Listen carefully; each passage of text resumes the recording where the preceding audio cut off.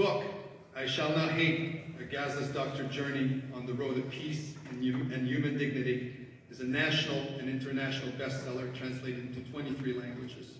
It's achieved worldwide critical acclaim. He's been nominated 5 times for the Nobel Peace Prize. He's been fondly described as the Nelson Mandela, Mahatma Gandhi, and Martin Luther King of the Middle East. He is the recipient of countless national and international awards. These include a number of honorary degrees, the Order of Ontario, the Governor General's Medallion, and the Mahatma Gandhi Peace Award of Canada, to name only a few. Furthermore, he's been named one of the top 25 Canadian immigrants, one of the 500 most powerful Arabs, and one of the 500 most influential Muslims in the world. Mr. Chancellor, in recognition of his incredible legacy and his enduring humanitarianism and contributions to human well-being, I ask you to confer the degree of Doctor of Laws, honoris causa, upon Dr. Izzeldin Abuelaish.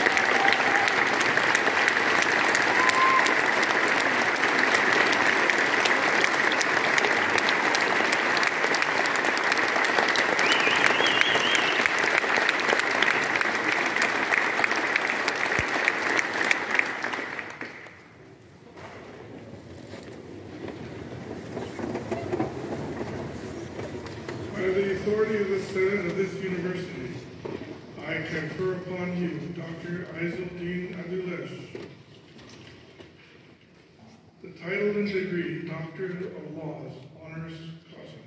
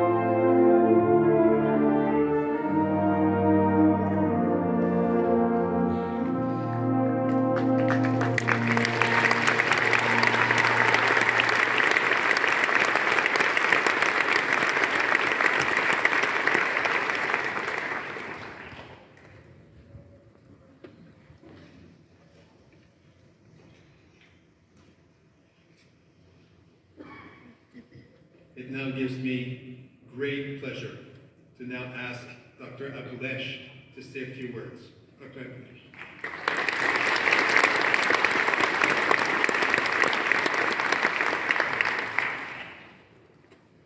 Thank you so much. It's very emotional, very challenging.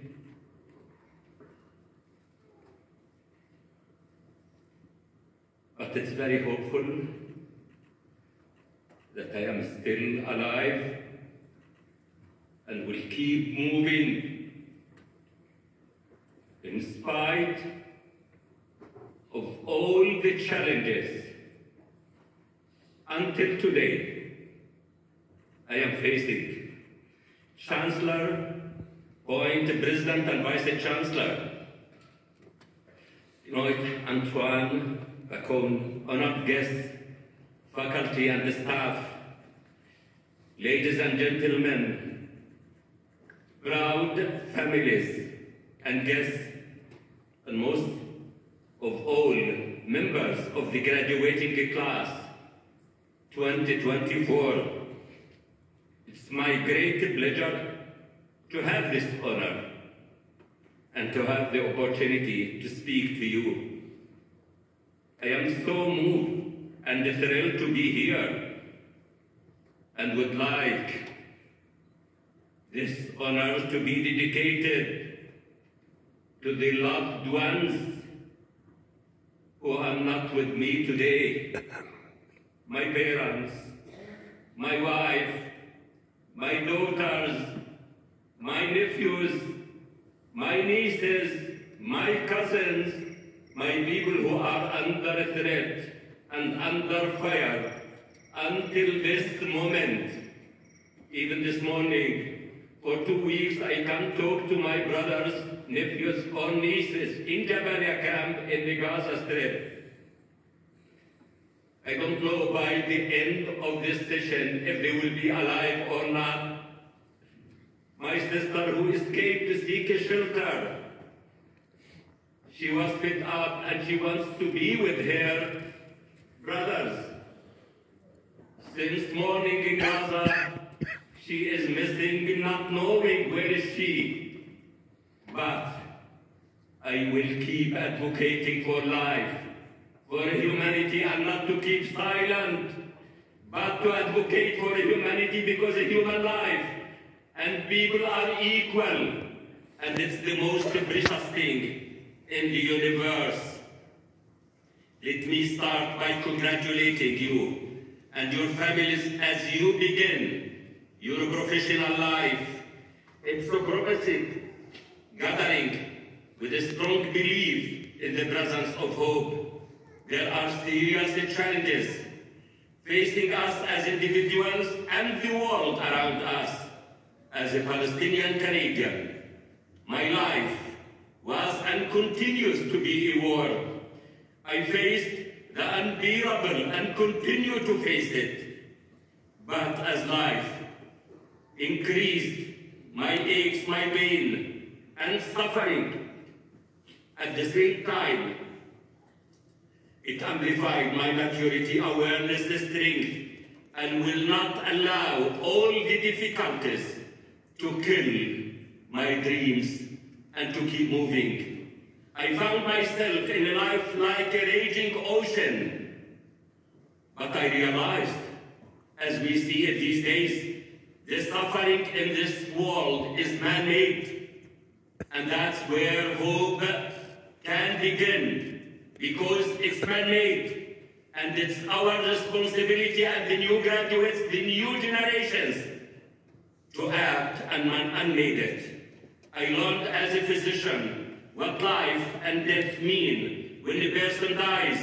I learned to value all lives immensely and to realize that others have needs and sufferings that I wanted and will continue to alleviate through my work as a physician, to defend humanity and to understand that human beings and freedom are the most holy things in the universe. Our Palestinian poet Mahmoud Darwish said, doesn't know the sea.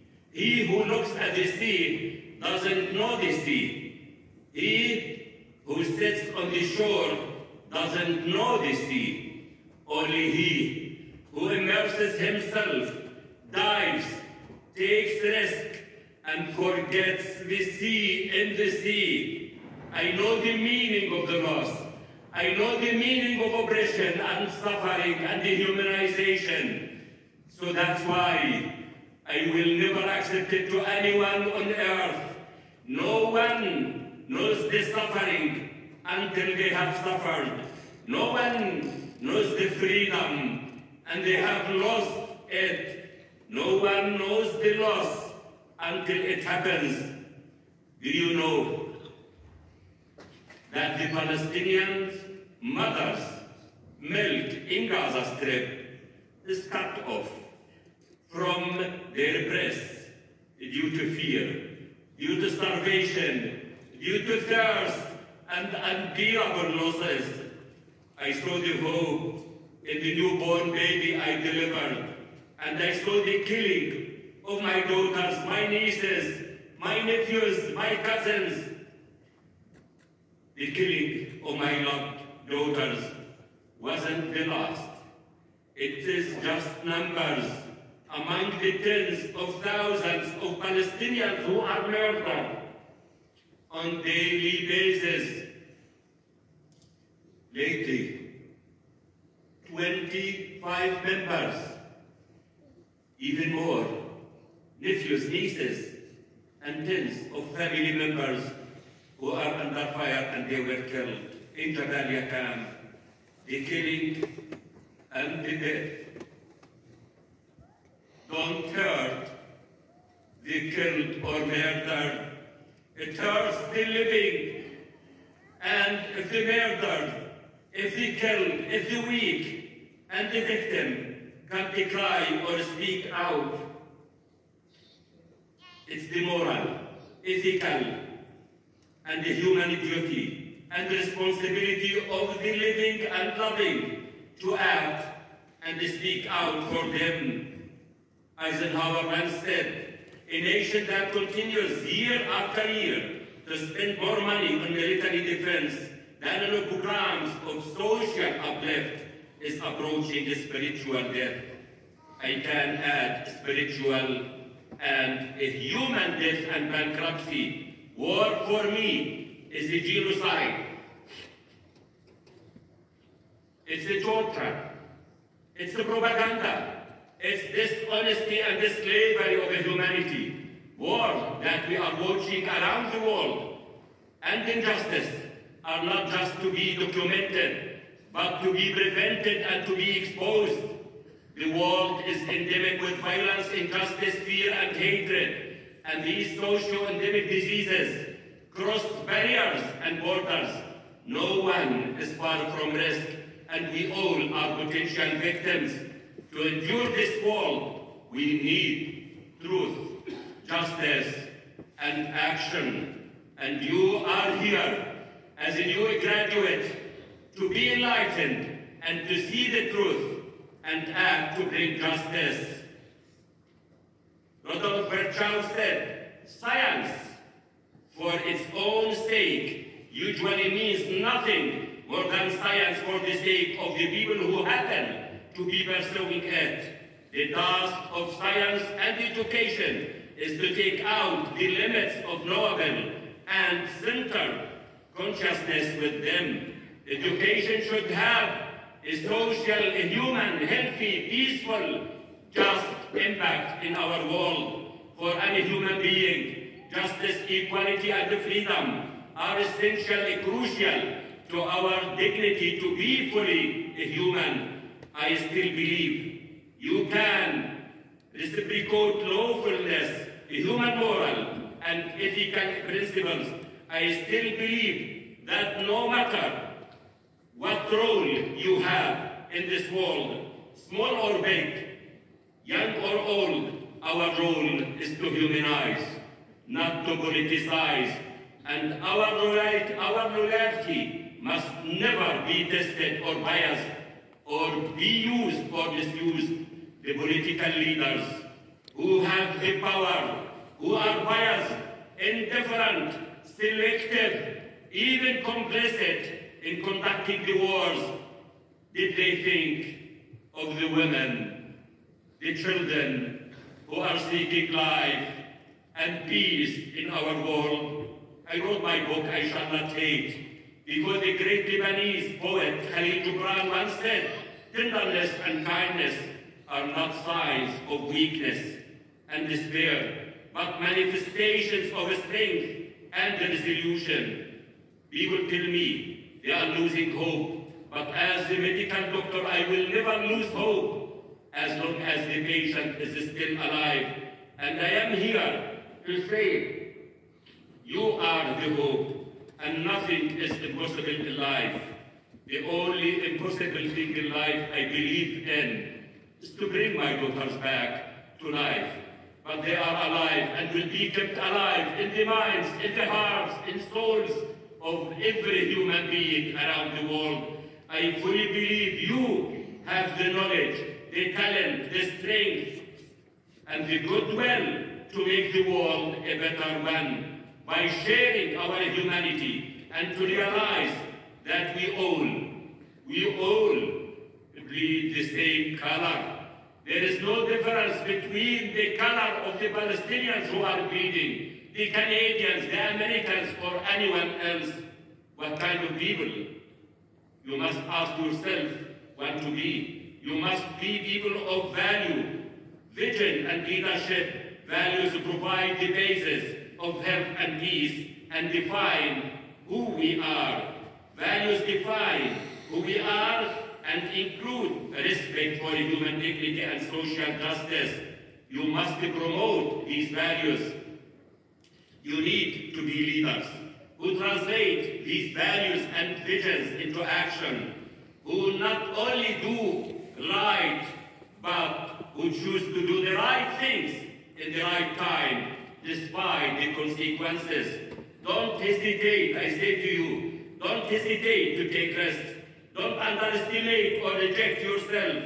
Don't say no until you try. After you try, you may make mistakes. And the first step in failure is to lose confidence and to reject yourself. I say it, failure is not the opposite of success. Failure is the trigger, it's the incentive, it's the motive for success. And that's what we need. Tragedy can't be the end of our lives. We can't allow it to control and defeat us. I succeeded in my life. And from nothing, I succeeded to achieve everything I wanted. From Jabalia camp to Cairo University, to London, to Italy, to Belgium, to Harvard, we succeeded to make life from death and to spread hope from pain and suffering. That's why Daughters for Life was established, because women are the author of the survival story of our world. They are the ones behind our existence and success. In the time and the world of despair and loss of hope, women maintained the hope. Women are the ones who give life and nurture life. Instead of saying, behind a successful man, there is a successful woman. It's time to say side by side, or behind a successful woman, there is a successful man. We were created to complement each other and to work together. It's time to give women the means to be part of the decision-making. Not only women will benefit, we all will benefit from that. Women, they need only just the means, the opportunity, and the role. That's why I am optimistic today and will keep hopeful. And because I know when we all come together as men and women, elders and the children, for the collective good, for all people, and the advancement of our communities and societies, the whole world will benefit. Today, you are graduates, and you are the next generation of leaders. And it's you who will have to bring the fresh ideas and solutions to the world challenges. Now, it's your turn, and you must be proud of yourself. And we must hand over the torch and the baton to you. Congratulations again. I came here not only for the honorary doctorate, honestly because of you, because I believe in you. Go in confidence, with hope, and without fear. The future is yours, and the world is waiting for you, and we all are waiting for you to rescue our world. Thank you, and God bless you.